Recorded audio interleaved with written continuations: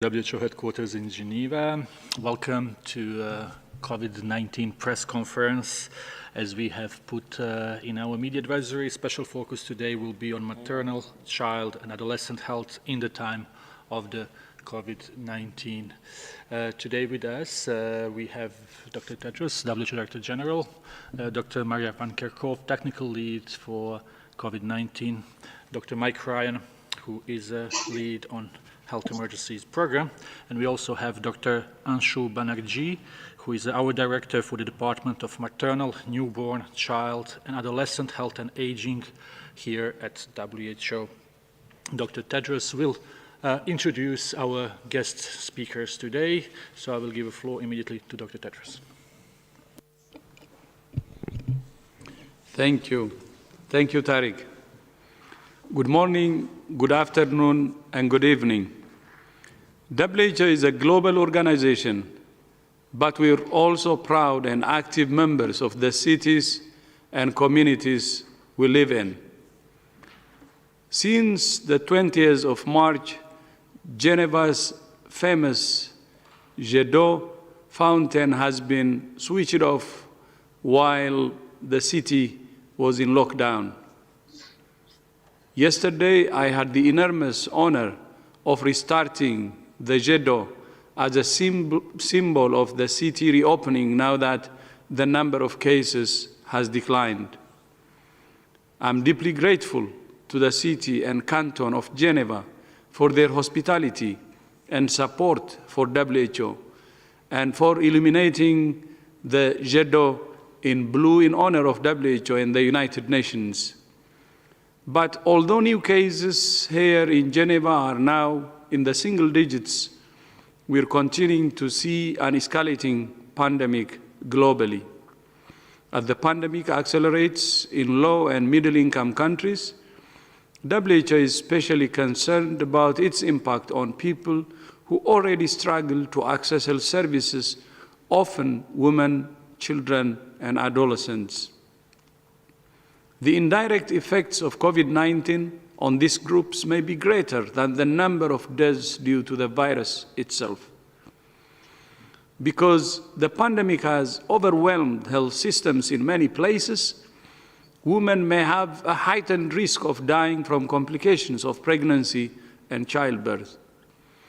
WHO has developed guidance for health facilities and community activities on maintaining essential services, including for women, newborns, children, and adolescents. This includes ensuring women and children can use services with appropriate infection prevention and control measures and respectful maternal and newborn care. WHO has also carefully investigated the risks of women transmitting COVID-19 to their babies during breastfeeding.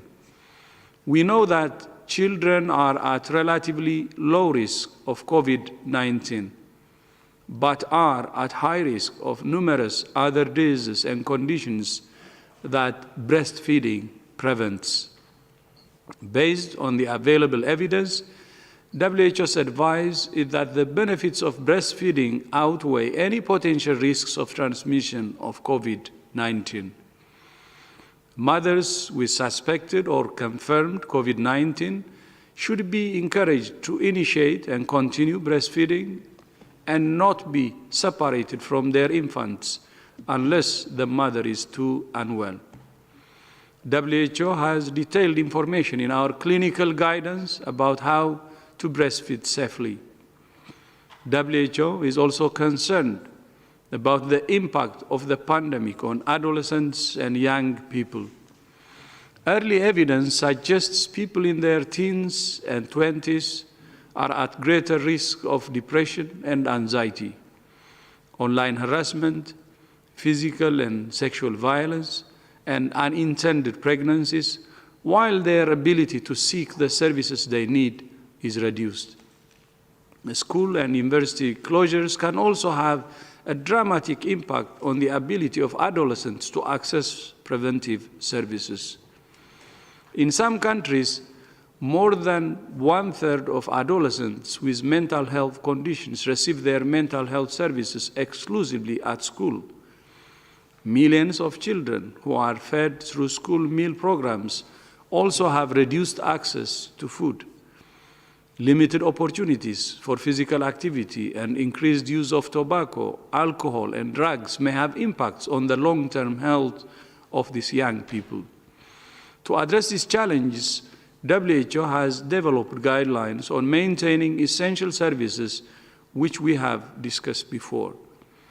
There are also many things people can do to take care of their own health, like staying active, eating a nutritious diet, and limiting their alcohol intake. New products, information, and technologies are changing how health services are delivered. Increasingly, some medicines and tests can be safely obtained over the counter at pharmacies or can be prescribed by doctors online and delivered to people's homes. WHO has developed guidance on self-care interventions for health, which can be rapidly introduced in countries to save and improve lives. For example, providing women and girls with self-injectable contraception can greatly reduce the burden of unintended pregnancies. Access to treatment for people living with HIV and medicines for other health conditions that people can self-manage can reduce the burden of overstretched health systems while meeting the health needs and rights of individuals. Self-care interventions enable more people to obtain the health services they need during the pandemic, when and where they need them. It's our collective responsibility to ensure these interventions are available and accessible to all people who need them.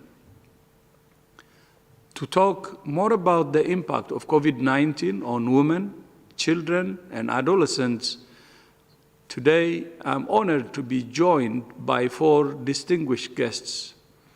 Natalia Kanem, Executive Director of the United Nations Population Fund; Gabriela Kuves-Baron, President of the Interparliamentary Union; Jayatma Wickremesinghe, the UN Secretary General's Envoy on Youth; and Mary-Anne Etiebet, the Executive Director of Merck for Mothers. And I would like now to give the floor to my sister, Natalia. Please, you have the floor. Thank you very much indeed, Dr. Tedros, and greetings to all colleagues. UNFPA is proud to host Every Woman, Every Child. Now in its 10th year, EWEC has galvanized political momentum. Its Women Leaders Roundtable advises on the immediate actions we need to protect hard-won gains on sexual, reproductive, maternal, newborn, child, and adolescent health. Today, I'm here as a doctor leading and speaking for UNFPA in the interests of women and girls facing COVID-19. It is a very serious situation, and action is a must because the realities and the consequences of inaction have never been so stark wherever maternity and child health services are not functioning or only partially functioning. In over 150 locations around the world, every day UNFPA reaches out to women and girls with reproductive health and violence protection services, bringing to life the care, including in humanitarian settings, through the rapid response mechanism UNFPA leads. With COVID-19 affecting health systems, many pregnant women are being cut off from reproductive health care. Many thousands could die from preventable complications of pregnancy and childbirth. Women like Zainab, she delivered a daughter at home with absolutely no help. There was no midwife, no doctor. The maternity facility closest to her is closed down. And sadly, Zainab hemorrhaged to death after the birth. We must do better. Pregnancies don't stop for the pandemic. Sexual and reproductive health services are not just nice to have, they are essential. Even before the emergence of COVID-19 for millions of women, timely, high-quality maternal health care was unavailable, it was inaccessible, or it was not affordable. And now, with the pandemic, we're seeing exacerbation of already limited access to care, putting women's health and lives at risk. UNFPA has shown that for every 6 months of curfew, lockdown, disruptions, some 47 million women will lose access to contraception. This would result in an additional 7 million unintended pregnancies during that 6-month period. Progress on children's health by the year 2030 is equally threatened, with an estimated 13 million more child marriages over the next decade and an additional 2 million incidents of female genital mutilation. So what can we do? We can act, and act swiftly. Countries making sexual, reproductive, maternal, adolescent, and newborn health services universally available and declared essential during the pandemic. For UNFPA, the COVID response hinges on services and on data. First, uninterrupted sexual and reproductive health services, so midwives and other health personnel get the personal protective equipment, PPEs, that they need. Second, we are helping to keep the supply chain going for on-time delivery of contraceptives, maternity drugs. We're providing dignity kits with menstruation necessities and other reproductive health commodities. And third, and certainly not least, we are joining WHO and others in sounding a red alert to stop gender-based violence and to give timely assistance for women and girls who are now trapped in abusive situations because of COVID. It's truly an emergency, a pandemic within the pandemic. Everybody, men especially, has a special responsibility to stop gender-based violence in its tracks once and for all. So UNFPA, working with the World Health Organization and other partners to maintain supply chain continuity, to leave no one behind, using technology, telemedicine, hotlines, and certainly to provide mental health counseling. UNFPA is gathering disaggregated data to support governments to identify and reach those most in need during the pandemic, including elders and people with disabilities. During this first ever International Year of the Nurse and Midwife, UNFPA salutes the world's midwives. Dear midwives of the world, you are the unsung heroes on the front lines of this COVID crisis, and you're essential when it comes to maternal and community health services. To ensure safe pregnancies and births for everyone, everywhere, to provide contraceptive services and information to young people, to prevent unintended and teenage pregnancies, and to prevent unsafe abortion, all major causes of preventable maternal death. Every single day, midwives risk their lives to protect women and newborns. They urgently need and deserve protective equipment, just like other frontline workers. COVID-19 is devastating. Yes, it's making the road to 2030 steeper. It's been the great revealer of deep-seated inequality.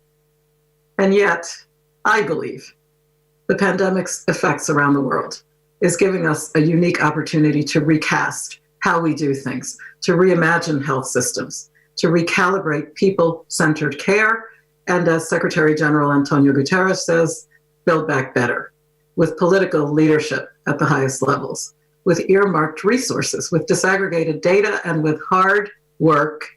I believe we can and we must build back better, with more resilient and inclusive health systems, so that our mothers, our sisters, our daughters, so that women will not die. Let us work in unity with AWEC during this crisis to assure that maternal health is prioritized. There's nothing more tragic than a woman losing her life as she gives birth. Tragic for her helpless newborn, for her family, community, and society as a whole. Let us be the generation that defeated COVID-19 and put an end to preventable maternal mortality within our lifetimes for every woman and every child. Thank you. Thank you very much, Dr. Tedros. Thank you, Natalia. That was really amazing, and thank you so much for your message. And now to Gabriela Cuevas Baron, President of the Interparliamentary Union. Gabriela, the floor is yours, please. Thank you. Thank you very much, Dr. Tedros. Thank you very much, Dr. Natalia, Hayatna, Marianne. Thank you very much for this opportunity of working together for every woman and every child. The COVID-19 pandemic is not only having a direct impact on those infected, but also indirect consequences due to the disruption of routine health services and far-reaching socioeconomic impacts, further exacerbating inequalities. Women are affected differently than men. 70% of health workers are women, and women make up the majority of carers at home, as well as workers in grocery stores or pharmacies, putting them at high risk of infection. Projections from the United Nations Population Fund, just as Dr. Natalia was mentioning, estimate that disruptions in sexual and reproductive health services could limit access to modern contraceptives for 47 million women and leading to 7 million unintended pregnancies. Also, a very important issue is that violence against women has already reached epidemic proportions in all societies, with 137 women killed every day globally by a member of their own family. The level of domestic violence and sexual exploitation further increases as a result of confined living conditions and economic stress. Children and young people are not put at the center of this pandemic, but they risk becoming the greatest victims. They are severely impacted by socioeconomic measures, with 42 to 66 million children who could fall into extreme poverty as a result of the crisis this year. Financial hardship for families and the closure of schools are expected to increase malnutrition, with long-lasting effects on well-being of children and young people. Young people, in particular, the most vulnerable, such as the young migrants, young refugees, young people with HIV, also have limited access to information, education, and social support services. To ensure that the pandemic does not disproportionately affect women, children, and adolescents, but also that we take this opportunity to build a better and fairer societies, we need to ensure, first, that measures taken in response to COVID-19 protect and support the most vulnerable. As a parliamentarian and as president of the Interparliamentary Union, I know that parliaments have a great responsibility in this regard, and that they must be at the heart of the national and global response to COVID-19.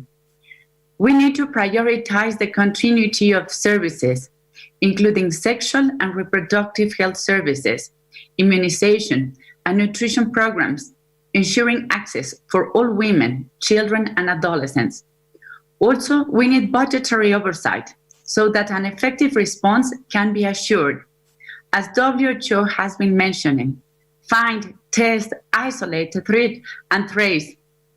It is also important that decision-making processes are inclusive. This means that we need equal representation of women in order for policies and strategies to be effective for those in greatest need. Ensure that health workers have personal protective equipment. Healthcare workers and first responders must be protected. And of course, they must also be protected against stigmatization and attacks. Address care work, paid and unpaid, that is largely performed by women. Apply a gender lens in the design of all measures to address the socioeconomic impact of COVID-19 to ensure greater equality and social protection of women who are more likely to have lower paid and to have less secure jobs. For this pandemic, we must not lose sight of the needs of pregnant women as a vulnerable group. We must care for them and for their babies. The IPU parliamentarians are committed to the implementation of the Universal Health Coverage Initiative. This initiative represents an opportunity to promote a comprehensive and coherent approach to health through health system strengthening. This initiative has its basis on the belief that all persons and all communities should have access to quality essential health services. Governments must ensure the safety and well-being of children. We have here a lot of numbers, but the reality is that we took children as a population that is already safe, and that is not 100% sure answer. We need to come with answers in terms of nutrition, in terms of health, in terms of schooling. It is also about their well-being. And as parliamentarians, our duty is to ensure that these problems are adequately addressed in legislation, as well as provide the means to do so through approval of budgets that can fund efforts into that direction. We know that to ensure a comprehensive approach that goes beyond the immediate short-term response to the pandemic. Yes, it is very much needed. We need an answer and a solution for the pandemic, but also we need a plan. We need measures to address the root causes of gender and social inequalities that must be at the center of efforts by parliaments, governments, and all other actors during and after COVID-19. This includes addressing financial, cultural, and legal barriers to access health, improving nutrition and access to education and information, including on sexual and reproductive health and rights. The time for action is now. We have a collective responsibility to protect and promote the health and rights of all women, children, and adolescents. In the face of this pandemic, we cannot continue business as usual, and we must take this opportunity to finally drive the changes needed to transform our societies for women, children, and adolescents. From the Interparliamentary Union, we are fully committed on having parliamentary responses to COVID-19 and to build better societies after this pandemic. Thank you very much for having us and working directly with the parliaments. Muchas gracias. Thank you very much. Now we proceed to the next speaker, and I have Jayatma Wickramanayake, who is the Secretary General's envoy on youth. You have the floor, Jayatma. Please proceed. Thank you very much, Dr. Tedros. And with time, you have gotten so much better at pronouncing my surname. So congratulations on that. As you said, Dr. Tedros, we are all impacted by the COVID-19 pandemic, regardless of our age. And the health and non-health impacts of the COVID-19 on adolescents and young people are proving to be significant and long-lasting. The pandemic has exacerbated, as we all know, the existing vulnerabilities and inequalities, but we are also witnessing the fact that the impact of COVID-19 and will continue to be felt most harshly by the adolescents and young people of this generation, already who are starting their lives in difficult or disadvantageous circumstances, like young refugees, young migrants, young LGBTIQ people, young people in detention, young people living with disabilities, young people living with HIV, and young people living in poverty are disproportionately affected. So I'll touch upon what are the impacts of health, particularly the impacts of sexual and reproductive health on adolescents and young people. Research indicates that children and adolescents are just as likely to become infected as any other age group and can spread the disease. Evidence to date suggests that children, adolescents, and young people are less likely to get the severe disease, but severe cases can still happen in these age groups, in particular for those with underlying chronic health conditions. So they should follow the same guidance for physical distancing, hand washing, and maintaining overall good hygienic practices, self-quarantine and self-isolate if there is a risk that they have been exposed or are showing symptoms. And I would like to reiterate the message to all the young people. The COVID-19 response is already putting immense stress on health systems around the world. It's disrupting the delivery of routine health services and information to young people, sharply limiting access to sexual and reproductive health services, disrupting immunization schedules, and cutting off young people's access to health services delivered through schools and universities, which are now shut because of physical distancing measures. So as the pandemic spreads to low-income and lower middle-income countries, which have disproportionately large numbers of young people and comparatively weaker health systems, direct and indirect health impacts on adolescents and young people will likely increase. With the observed disruption of health services, young people who need essential, time-sensitive and life-saving medication and information services may be at risk of not being able to access them. For an example, adolescents and young people's access to sexual and reproductive health services is disrupted, which puts them at risk of unintended pregnancies, STIs, HIV, sexual and gender-based violence. Needless to say that young women and girls are particularly vulnerable, as Dr. Natalia mentioned the staggering projections in her remarks. 1.2 billion children and youth are kept out of school by the pandemic, and this means that they not only miss formal education, but also non-formal education, which they usually receive through community interventions, universities, school clubs, youth clubs, peer organizations and networks, and youth groups. So not having access to this information could seriously impact the choices they make about their lives and bodies today, but also impacting seriously their futures. And the second point I'd like to touch is on mental health. So before the COVID-19 emerged, the statistics on mental health conditions for young people were already stark. Around half of all mental health conditions start by age 14, and suicide is the second largest leading cause of death among young people aged 15 to 29. Now, because of the pandemic and the lockdown measures, adolescents and young people have limited access to positive coping mechanisms that they turn to otherwise in times of crisis. For an example, social initiatives, community service, voluntary service, formal and non-formal education opportunities, sports, youth clubs, or other types of physical activity. A study carried out with young people with a history of mental health needs living in the United Kingdom reported that 83% of the young people who participated in the survey agreed that the pandemic had made their mental health worse. A study done in Ethiopia in April 2020 reported a threefold increase in the prevalence of symptoms of depression compared to the estimates from Ethiopia before the pandemic. Parents in Italy and Spain have also reported that their children have had difficulties in concentrating, as well as irritability, restlessness, and nervousness. The stay-at-home measures have come with the heightened risk of children witnessing or suffering violence and abuse as well. In a webinar series called Coping with COVID, conducted by my office in partnership with WHO and UNICEF, we heard some dreadful stories from LGBTIQ young people who were forced to lock down with parents, families, and friends who do not accept them for who they are. And this is quite worrying.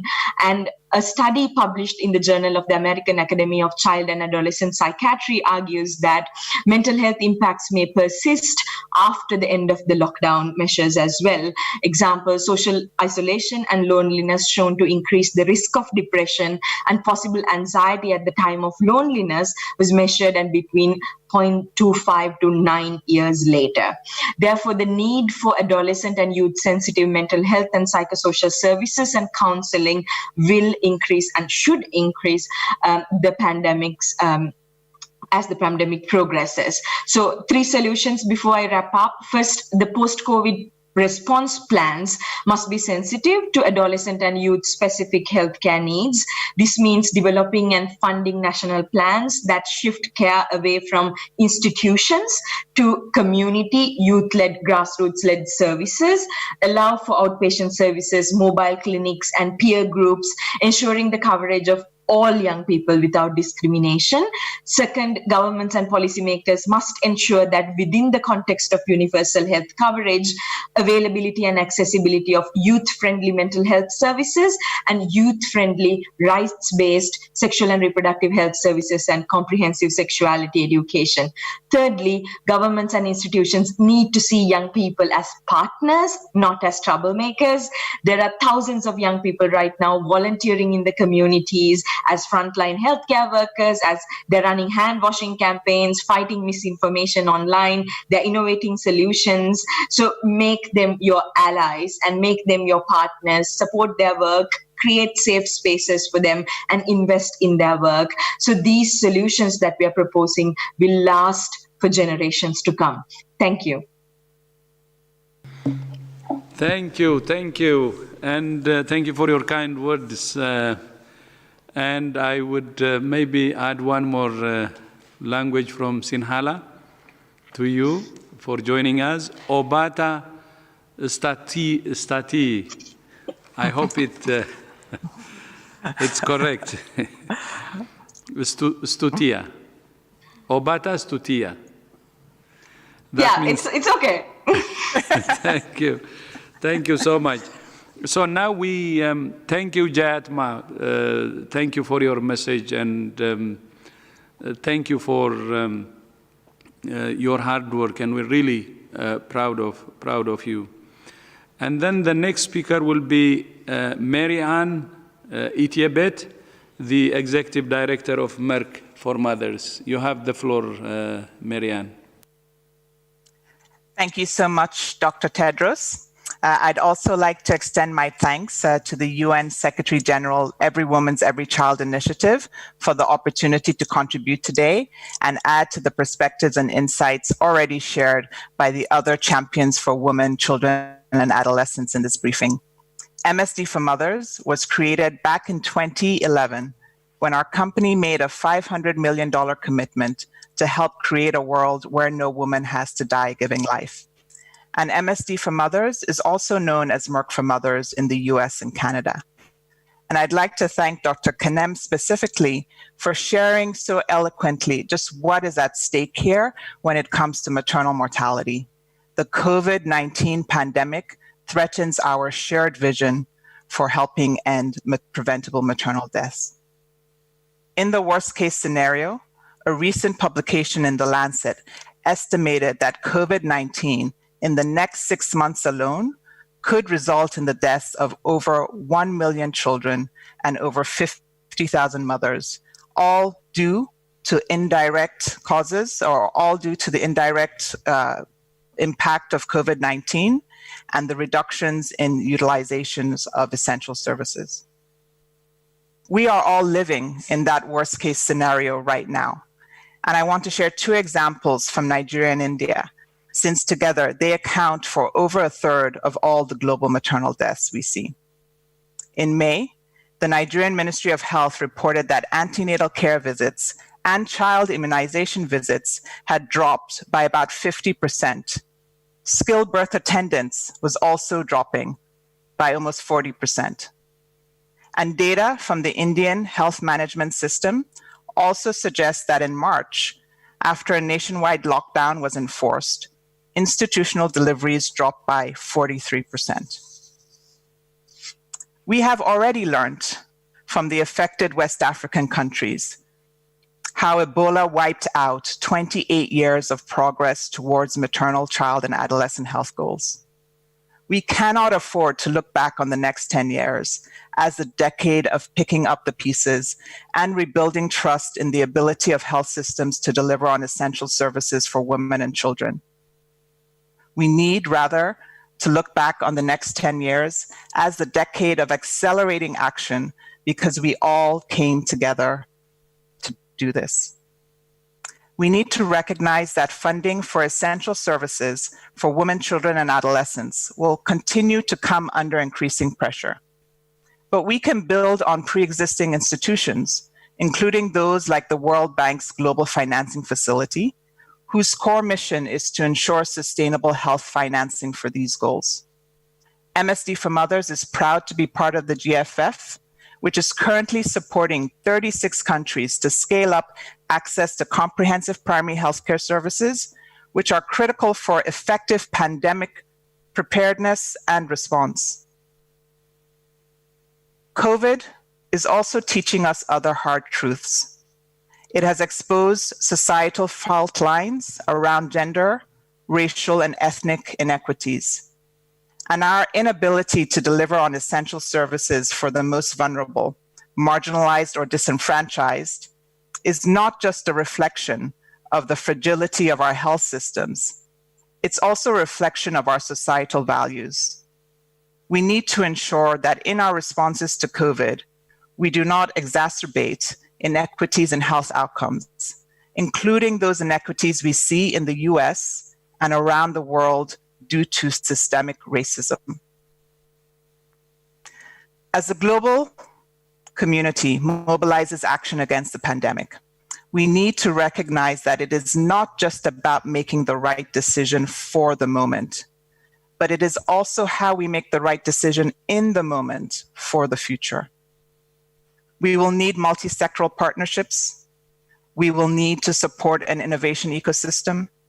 And we will need to remember that health systems should not end at the facility, but they should end with the person, wherever they may be. Regarding that first point of ensuring that we are leveraging the strengths of all sectors to augment government responses, one potential solution includes leaning into the capacity of local private sector, whether it be the local private providers, the physicians, the nurses, the midwives, the supply chain distributors, the lab techs, who can help deliver healthcare, or whether it's leaning into social innovators who are creating digital solutions so we can better communicate with patients, and even local industry who are helping to manufacture essential PPE that our healthcare workers need, 70% of whom are women. We are seeing this, for example, in South Africa, where the government is including local private sector in their strategic response plan. Partnership is critical in all we do. MSD for Mothers is a board member of the Partnership for the Maternal, Newborn, and Child Health Group, which is the world's largest multi-sectoral alliance for these issues, with more than 1,000 members and led by board chair Helen Clark, the former Prime Minister of New Zealand. We are all standing behind a new 7-point call to action to protect and improve women, children's, and adolescents' health, not just during COVID, but also beyond. And all of these champions in civil society, in government, the private sector, the health professional associations, youth groups, donors, academia, the UN, and more will all be gathering virtually at the PMNCH Summit in July to drive multi-sectoral action for women, children, and girls. Second, we need to support an innovation ecosystem so that we can accelerate the timeline to develop, deploy, and scale solutions. Solutions that are not only needed to control the pandemic, but solutions that can also help us deliver essential services efficiently, at a high level of quality, and at scale. Private sector will be an essential partner in this. And last but not least, COVID is teaching us that we must reach people wherever they are. Health systems don't end at the facility, they need to end with the person. So whether it's through those mobile units that Jayanthra mentioned, or through community health workers meeting patients in their homes, or through technology connecting with patients on their phones, we can learn from our responses during COVID to build back better patient-centered care.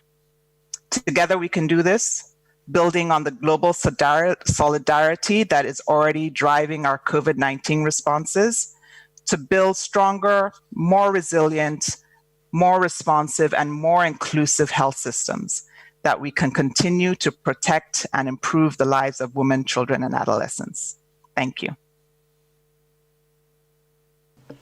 Yeah, thank you. Thank you so much, Marianne, and thank you to all again. Please, Tariq, back to you now for the next session. Thank you, Dr. Tedros, and big thanks to all of our guest speakers. I understand They will stay with us for any possible questions.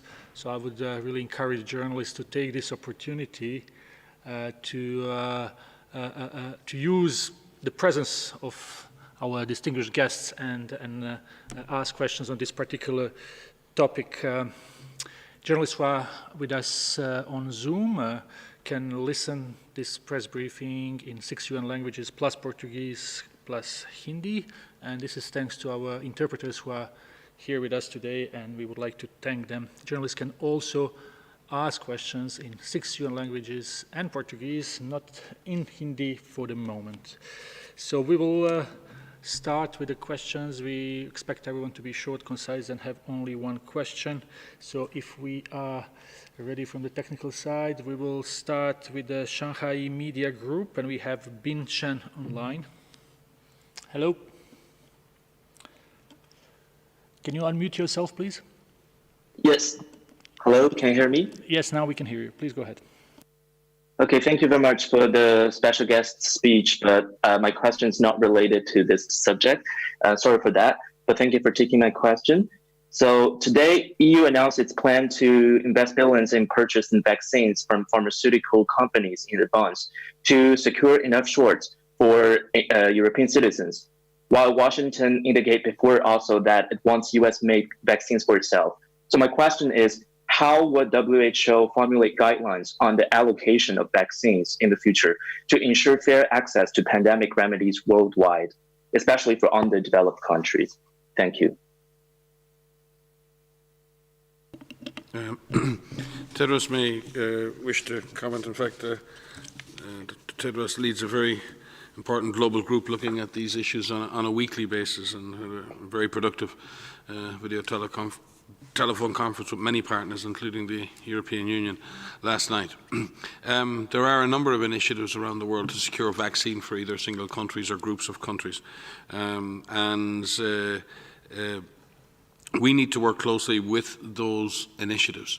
The ACT Accelerator, the Access to COVID Tools Accelerator, and the vaccine component of it led by CEPI, by Gavi and WHO, seeks to not only identify the appropriate vaccine products, but to accelerate their production, ensure that there are adequate stocks, and work across the whole partnership, political, scientific and manufacturing, to ensure that there is fair and equitable access to those.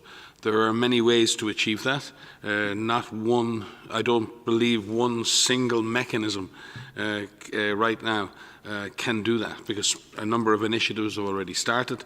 I think we have to recognise that reality, and I believe it's in the interest of the world that WHO and other agencies now work together with those alliances to ensure that everybody is pushing in the same direction, and that is the production of enough vaccine to meet the demands that we would have according to the strategy, and to ensure that we have fair and equitable availability of that vaccine to those who most need it. And Dr. Tedros has been pushing very hard in this direction and convening all players to ensure that everyone is aware of their responsibilities to contribute to this global good.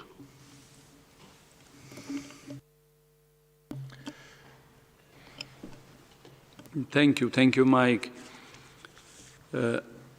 This question is very, very important, and I will just add a few things to what Mike had already said. As you know, WHO and its partners have launched an initiative, which is the ACT Accelerator, on April 24. And you also remember that there was a pledging conference by European Commission on May 4, which was very successful and raised around $8 billion. And we're also working with, as Mike said, with all relevant stakeholders regularly, especially to address one of the two objectives outlined during the launching of the initiative, which is access to the product that we hope will be produced, or the vaccine that we hope will be produced access by all who need the vaccine.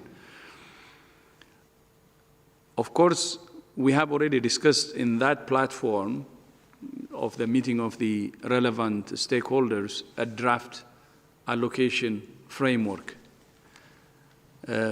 But that draft or the allocation criteria cannot be implemented unless there is a global consensus on making any vaccine that will be found or discovered as a public, global public good. And for that to happen, we need political commitment. So a global consensus that's based on political commitment of our leaders will be very important.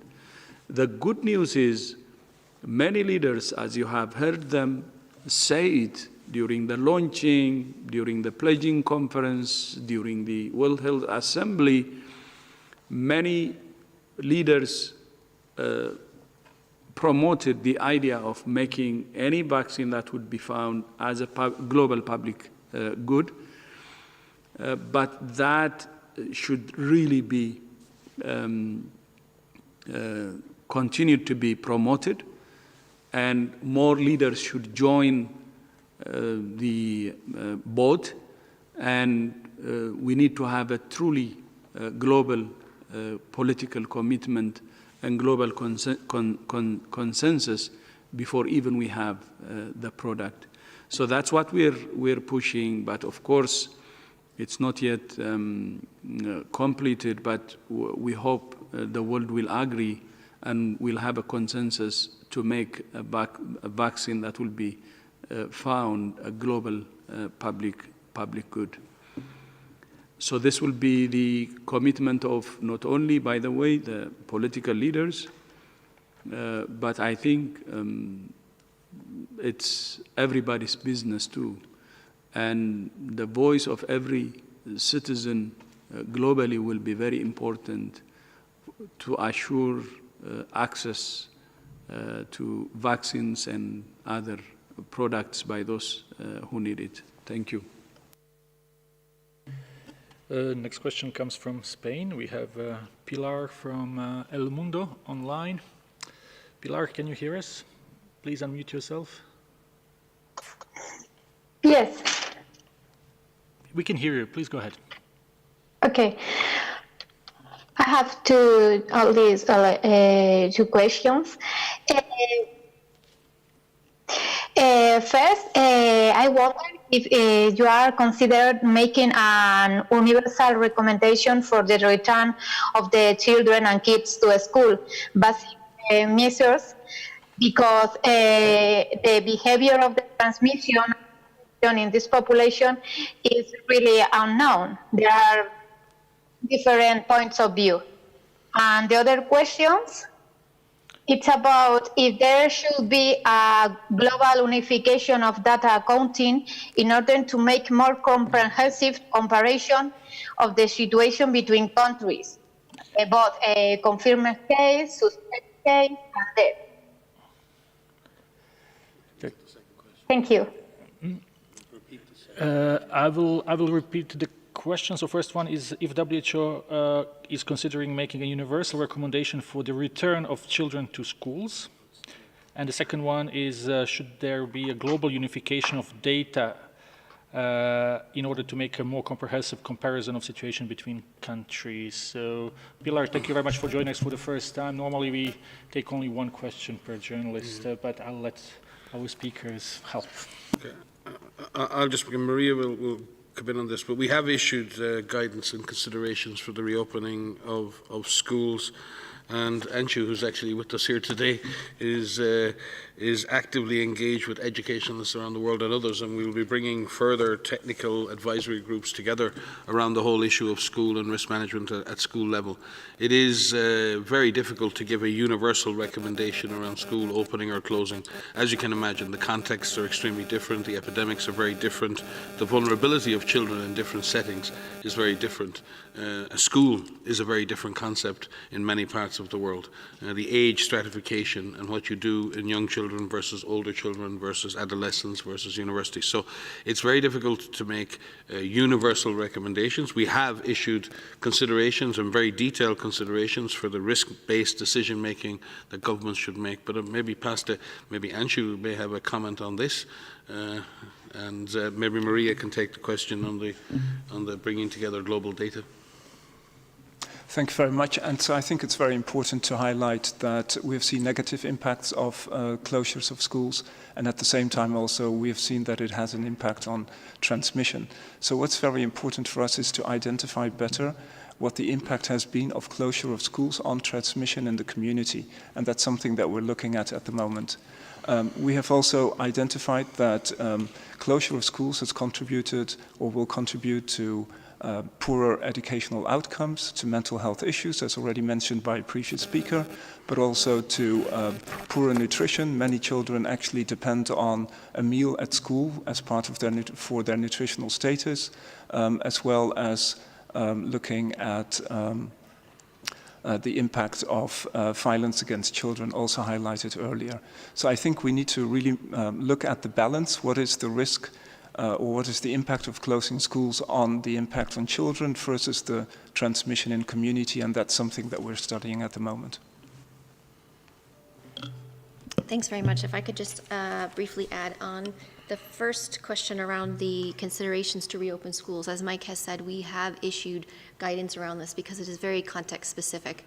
And when taking that decision, there's a number of factors that need to be taken into consideration, including the current epidemiology and transmission and intensity of transmission of COVID-19 in the area where the schools are and where the children live that go to those educational institutions, and also the setting that the school is in or that institution is in. What is their ability to maintain the ability to prevent and control transmission of COVID-19?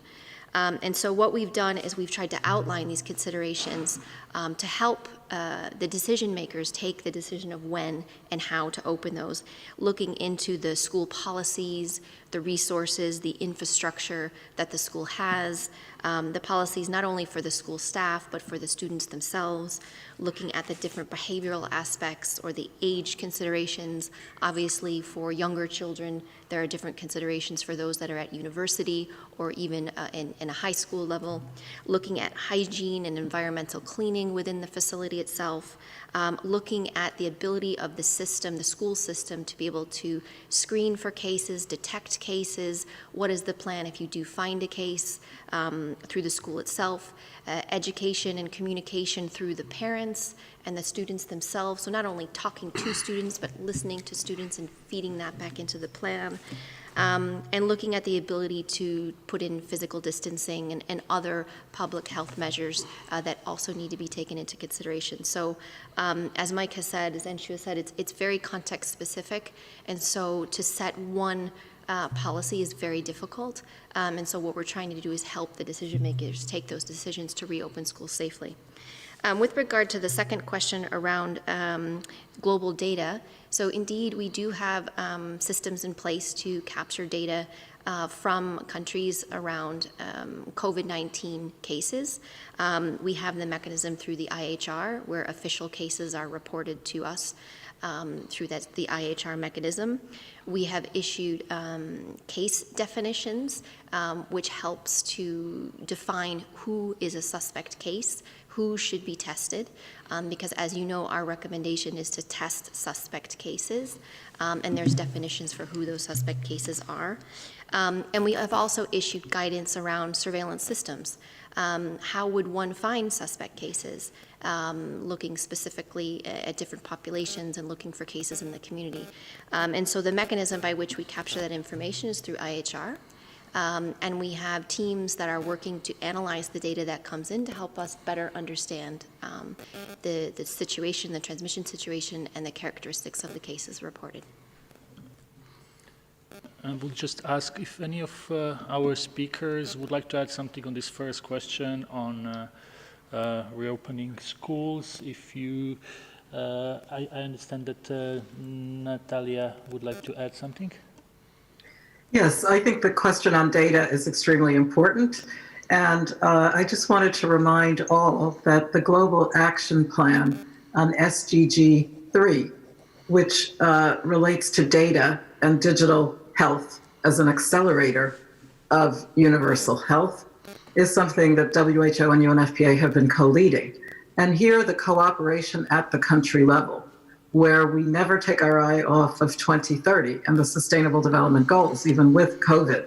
The cooperation of country governments is extremely important as we strive across the 12 global health organizations, which are signatories, to align and accelerate and account and engage with governments on comprehensive, modern, and functional health information systems. Really depends on all sectors working together at the national levels. Thank you. Thank you very much, Dr. Kanem. If any of other speakers would like to add, you just let us know. Not at this stage, I understand. So we'll go to the next question. We will go to Agence France Presse and Nina Larson. Nina. Yes, hi. Thank you very much for taking my question.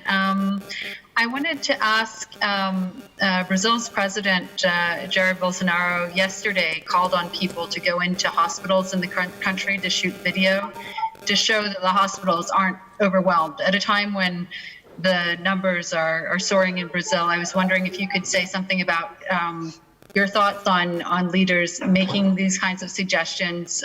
In the US, you also have the president who's planning on having his rallies this month. So I was just hoping that you could say something on this. Thank you very much. Yes. While the numbers in Brazil have been high and continue to be high, and the number of deaths continues to be high, the health system itself across, and our colleagues in our Americas regional office in PAHO, the Pan American Health Organization, are tracking on a daily basis a number of parameters in Brazil, including the ICU bed occupancy each day across the 27 different administrative areas in Brazil. And while a few have exceeded 80% occupancy, most areas are below that. Some are at a critical stage in terms of above 90%, and it's clear that some areas of Brazil have quite a bit of pressure on the intensive care system. The system as such, from the data we see, is not overwhelmed, but certainly in certain parts of Brazil there's a significant pressure on the intensive care unit bed occupancy, and again we commend the brave frontline health workers, doctors, nurses and others who continue to provide that service in so many different facilities across Brazil and across the world. So from that perspective, yes, the situation in Brazil is of concern. All 27 areas are affected. We've seen different rates of infection. There are clear hotspots in heavily populated areas. There are clearly differential impacts in different populations. We've seen the impact in Amazonas. Overall, the health system is still coping in Brazil, though having said that, with the sustained number of severe cases, that remains to be seen, and clearly the health system in Brazil across the country needs significant support in order to sustain its effort in this regard. But the data we have at the moment supports a system under pressure, but a system still coping with the number of severe cases. Thank you very much. We have received an interesting question on email. That's from World Health Alert Crisis, Karen Wolfson, who is asking, do you think countries would benefit from testing more children for COVID-19 so that we can get a clearer picture on how it affects children and adolescents? I can start, and perhaps others may want to supplement.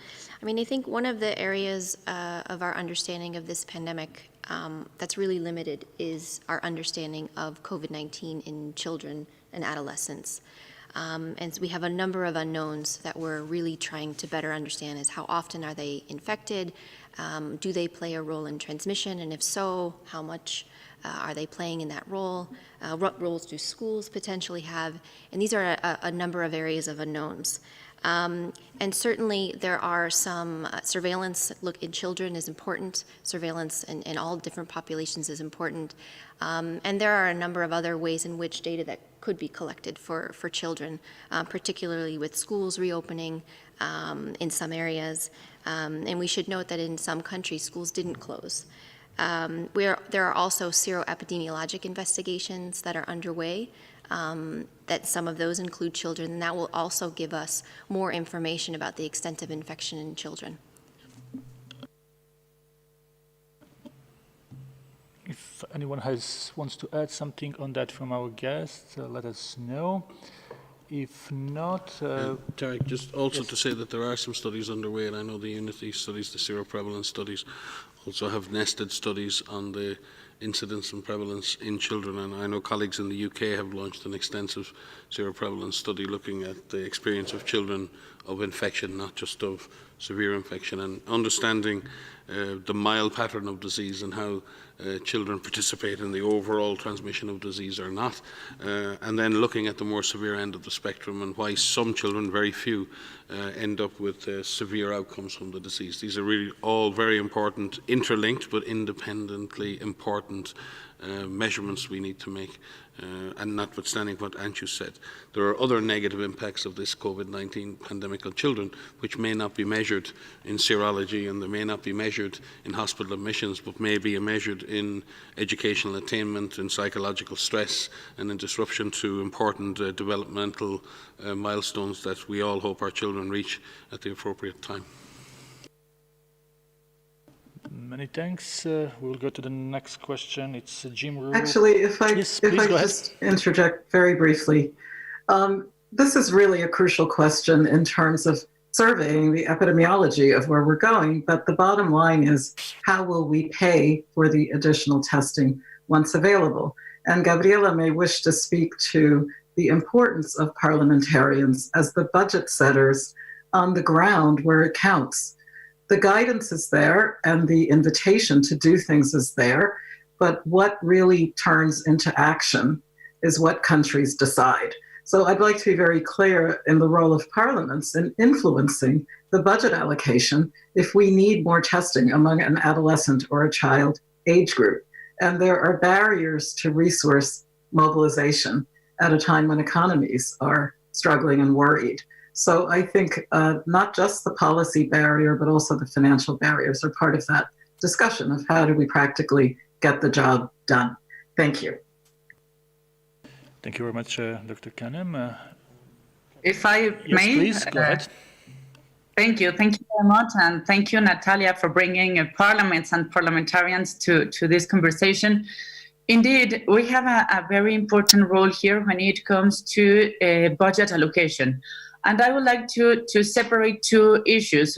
I think, and as a parliamentarian, not only as president of the IPU, but as a parliamentarian, I think that we need to see if the budget that was designed for 2020 is still working for parliaments.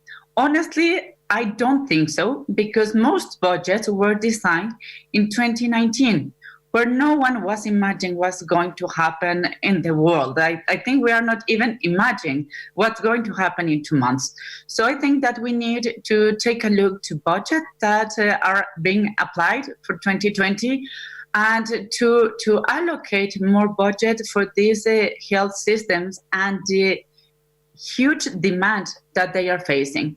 We have seen some examples of countries that are building hospitals in a very fast way, that are developing research, studies, tests, and it is clear that budget is not being enough for the huge demand that the population is needing. And not only related to the basic health services, but for example, we just mentioned violence against women. We need to strengthen all systems that are going to help women during this pandemic. Women are being left behind. They are not protected at home, they are not protected at work, and they are 70% of the health workers. So we need to put women, adolescents, and children at the center, because, allow me to speak as a politician, but not a medical doctor. We have been hearing news talking about how this virus affects more men than women, and how children and adolescents are not contagious. So we need to take a look on the different ways that this pandemic is affecting each of the groups, and women, children, and adolescents cannot be left behind. And the other issue is, what are we going to do with the next budgets? Because this pandemic is going to have severe effects, not only now, but also, I think it was Marianne who was saying, we need to take decisions right now, but for also taking a future consideration. So I think that it goes also to budget. Which are the needs now, and which are going to be the needs in 2021? Because it is clear, and I think almost all countries are going to face that reality. I think that was part of what Natalia was saying. The economy is also struggling.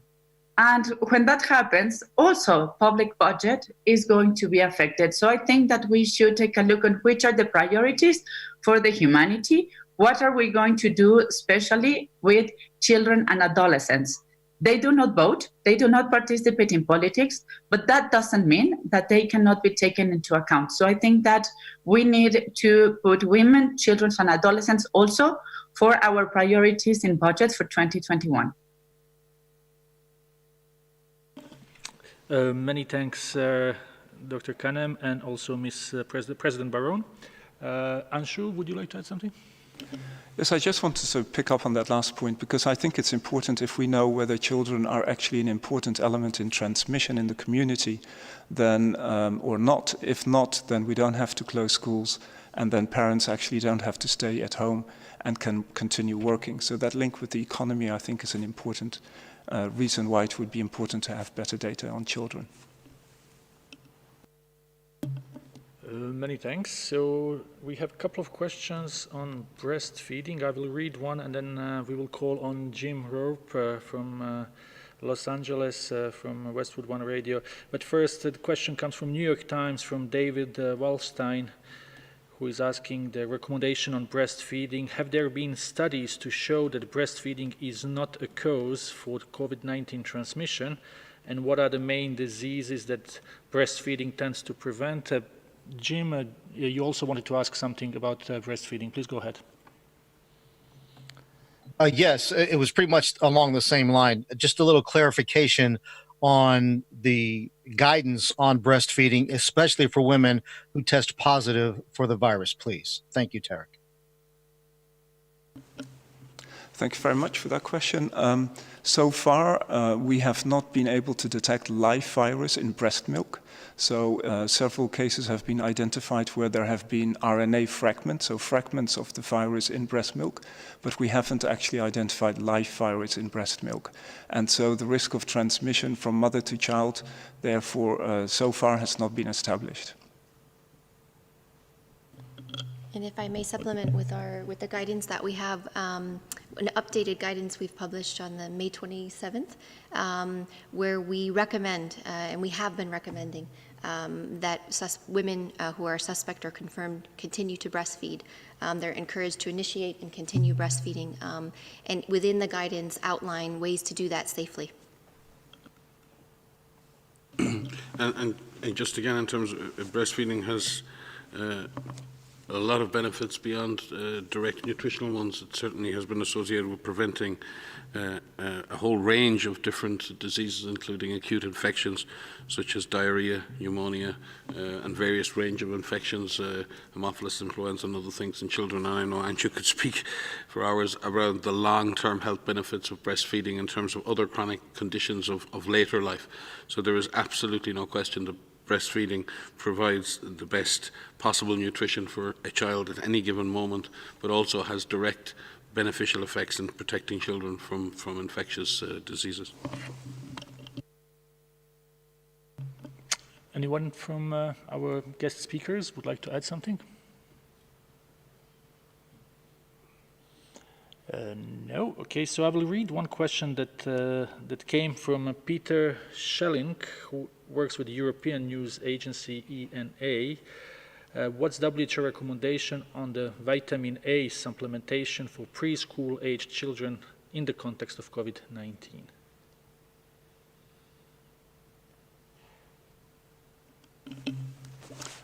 We should continue providing vitamin A.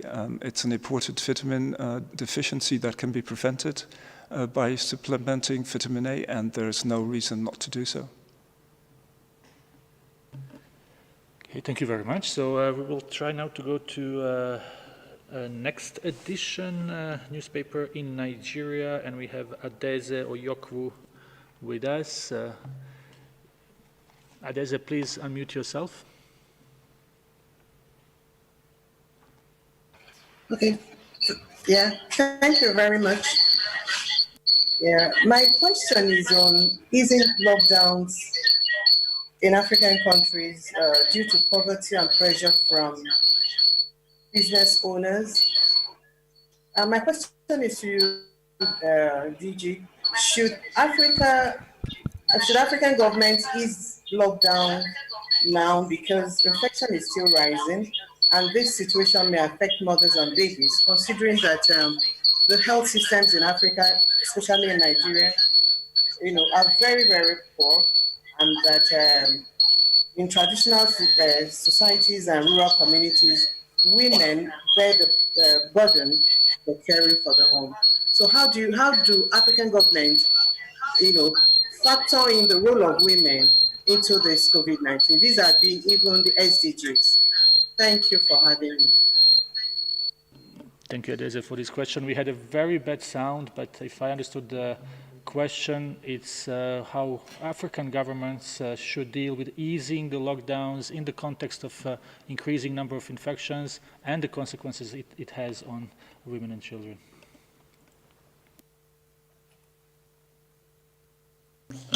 So thank you for this very important question of, balancing the need to suppress and control the virus while trying to lift some of these lockdown measures and resume economic and activity, especially for mothers and children and for all.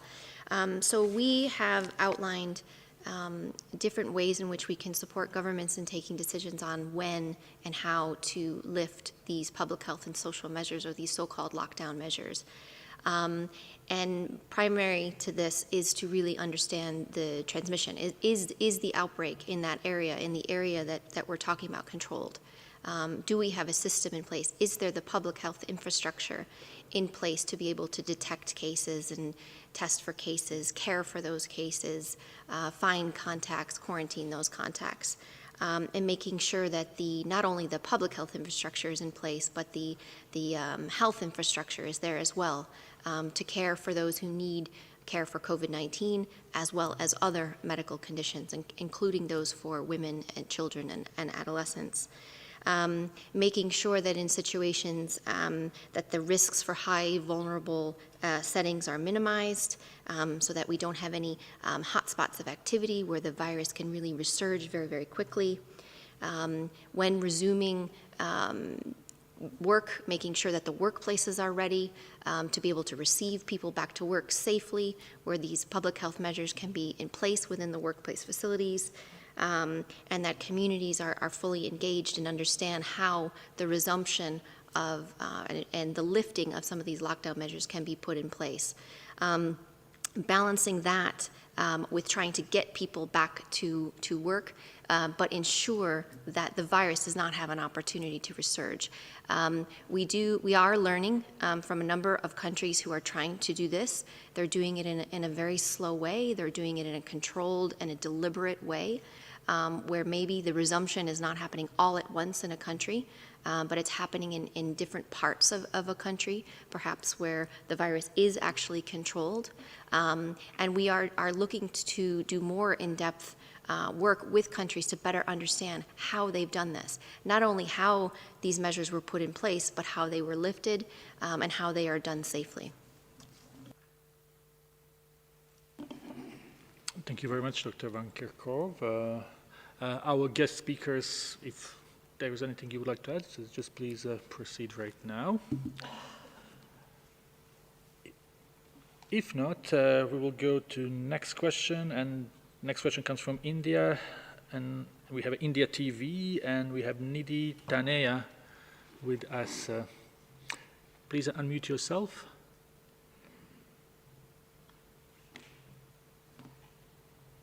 Hello? Do we have India TV online? Seems it's not the case, so we will go to Bayram, our Geneva-based colleague from Anatolia News Agency. Bayram. Thank you very much for taking my question. Mr. Tedros, do you think there is a danger it could trigger a second wave of COVID-19 outbreak? And are you optimistic that the pandemic will be under control in Europe and the rest of the world by the end of 2020? Thank you so much.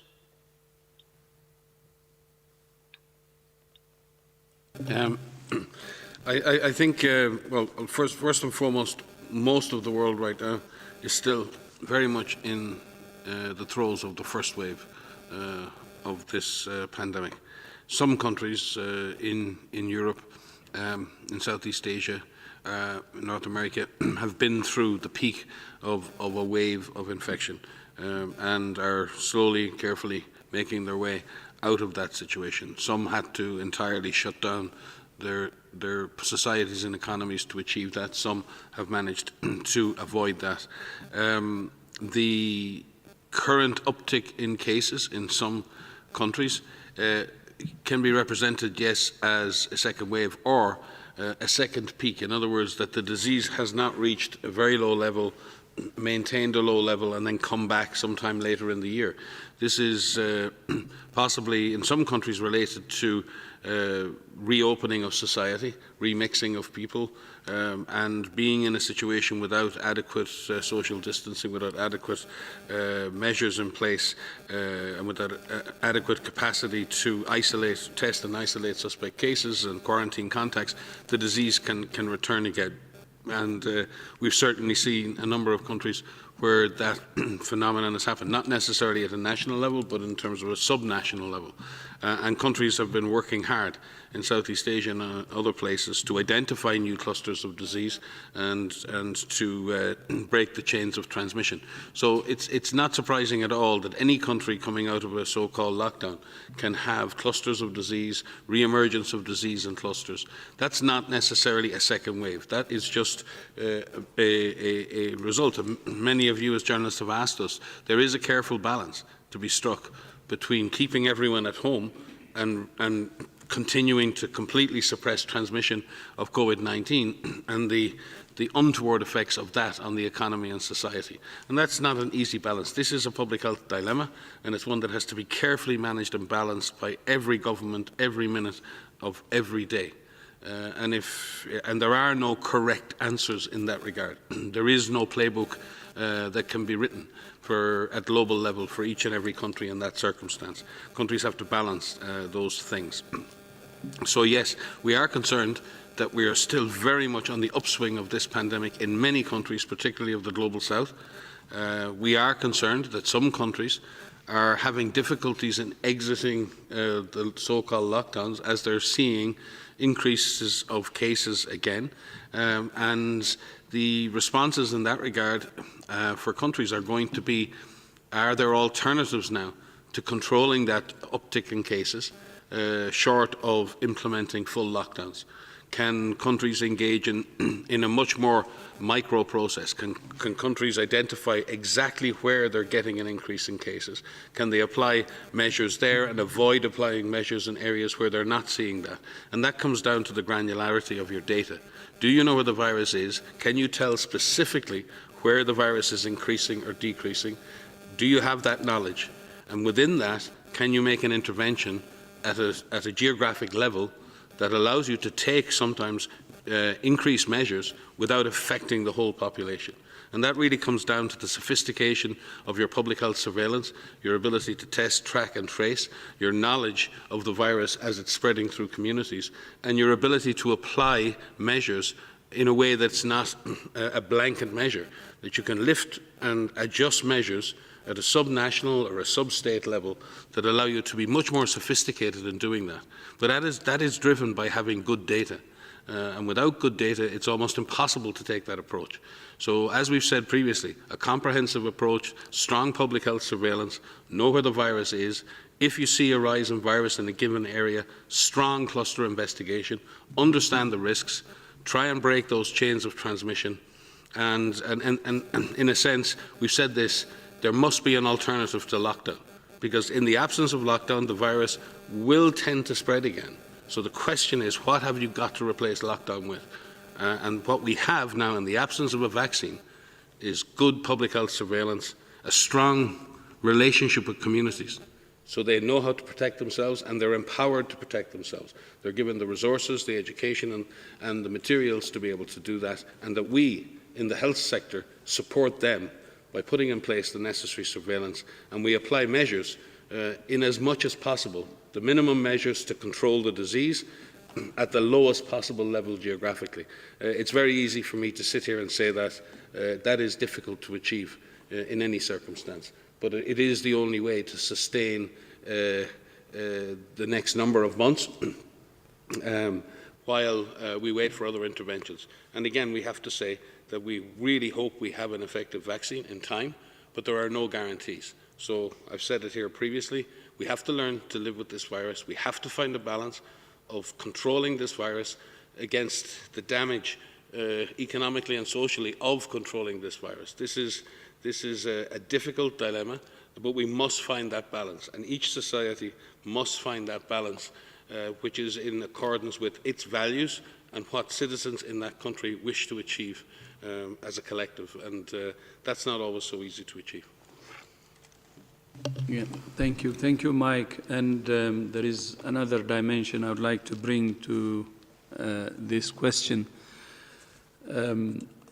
We're truly concerned, actually, because the world is divided. The world has never seen anything like this since the flu in 1918, which is more than 100 years ago. This is a very dangerous virus, and it's very hard to fight this kind of virus in a divided world. That's what we should understand. And that's why, from day one, we have been calling for national unity and global solidarity. And we need these two in order to have a better outcome, like you said, by the end of 2020 or any time soon, can happen with unity and solidarity. But it will be difficult in a divided world. So that's why, again and again, we call for national unity and global solidarity. Thank you. Thank you very much, Dr. Tedros. We will take last question for this session of questions and answers before Dr. Tedros makes another announcement. Do we have Gabriela Sotomayor from Proceso Mexican outlet with us? Gabriela? Sí. Hola. Yes. Thank you very much. I'm going to ask my question in Spanish. Now, my question is on Mexico. Dr. Tedros, you're talking about unity and solidarity, and that is something that's very important. And in the country, in Mexico, what we're seeing is that on the one hand, the person in charge of the pandemic is saying that the epidemic is at its peak, but on the other hand, they don't believe in doing testing, that it doesn't make sense when we have this number of cases. But then on the other hand, the President of the Republic is encouraging people to go out again and to stop being afraid and to to ease the lockdown. So there's not really unity there, and the situation in the country is very worrying. So I'd like to hear your opinion. Thank you. So I don't have this particular information which you said, but I will answer the question in a general terms. And of course, repeating what I said earlier. At the national level, we have been saying it many times that there should be a national unity and that countries should unite in their borders across party lines, across phases, across ideologies, or whatever differences we have. This virus exploits the cracks between us. This virus exploits the division between us. It's only when we're united that we can defeat it. Some months ago, I had a phone call with the Prime Minister of Finland, and she was telling me about their model, which is exactly what I said. They have a committee of the ruling and the opposition party, and they work together in identifying the problems, proposing solutions, and working together to respond to the pandemic. That's the sort of national unity across all the differences which I have said is important. And when there is national unity, that leads to a genuine global solidarity too. When there is no national unity, it affects the global solidarity. And that's why we're calling for both as a package, national unity and global solidarity. You can go back to history also. When the world unites together to fight a common disease or a common virus or other health problems, it succeeded. When it united across ideologies or other differences it had. So we should learn from history. That's what we're saying. And this is a very dangerous virus and something that is causing serious damages to lives and livelihoods. And this has to stop. You know, the different measures that countries have taken to control the virus have turned the lives of many citizens upside down. Normally, we see its impact on health or on lives, but its impact on livelihoods is even more serious. I know millions have lost their jobs, and we know many have lost their livelihoods. And we said it many times, an invisible but a very small virus is causing havoc. And we said it many times that this should be a humbling moment. This is when we're asking and when we need to really reflect and see humility as the main way to get out of this problem. For any individual person or any nation, weak or strong, poor or rich, it's a humbling situation.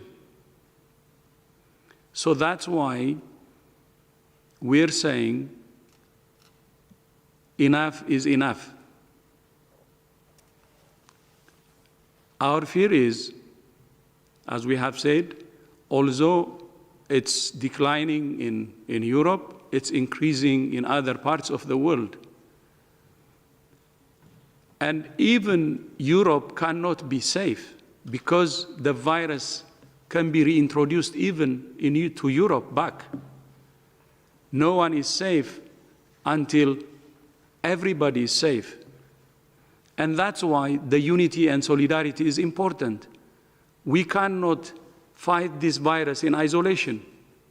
By looking inside and taking care of our respective countries only, we should think globally too. That's why in addition to the national unity, we need global solidarity to deny the virus any cracks, any division. So the question, Gabriela, you asked is very, very important. And the most important factor in this fight is national unity and solidarity. Otherwise, with the increasing number of cases that we see now, we can say that the virus is actually starting, and it will continue to wreak even more havoc, not just lives, but the livelihoods. So that's why we need unity and solidarity and fight it together. I thank you. Thank you, Dr. Tedros. Dr. Tedros, maybe I could just add some specific data on Mexico. There've been nearly 130,000 confirmed cases in Mexico, with over 15,000 deaths so far. Of the 10 countries reporting the highest number of cases in the last 24 hours, Mexico ranks 7th. And of the 10 countries reporting deaths in the last 24 hours, Mexico ranks 3rd. So the situation in Mexico is clearly difficult. It is challenging. The overall positivity in tests is about 37%, and in that sense, 37% of those tested are tested positive. So there clearly is the epidemic, as it is across all of the Americas. 4 of the top 10 countries reporting cases in the world today are in the Americas, and similarly on deaths. So the pandemic is most active in the Americas and highly active in Central and South America. Many countries are affected, and Mexico is but one. So from that perspective, and as the DG says, there needs to be consistent messages from government at national and subnational level. I think what we've seen around the world is our citizens get very confused if they perceive that they're getting different messages from different parts of the system. We really do need to align our messaging and ensure that we're all working together to ensure that our citizens are getting the best possible information to protect themselves and protect their loved ones and their communities. Thank you, Dr. Ryan, for this. Dr. Tedros will have another topic to mention, but we will conclude the press conference as it is. I would also like to thank our guests, Dr. Natalia Kanem, Executive Director of UNFPA, Ms. Jayatma Vikramanayake, UN Envoy for Youth, President Gabriela Cuevas Baron of Interparliamentary Union, and Marianne Etiebet, lead Merck for Mothers. Audio file from this press briefing will be sent to journalists shortly, and the transcript will also be posted. I will give the floor back to Dr. Tedros. Thank you, Tariq. And before I say bon weekend, I would like to say a few words about the World Blood Donors Day this coming Sunday. As you know, this Sunday is World Blood Donors Day, an occasion to thank and celebrate blood donors all over the world for their selfless contribution to saving and improving lives. Many countries still lack universal access to blood transfusions and blood-related medicines. The COVID-19 pandemic has further reduced the world's blood supply.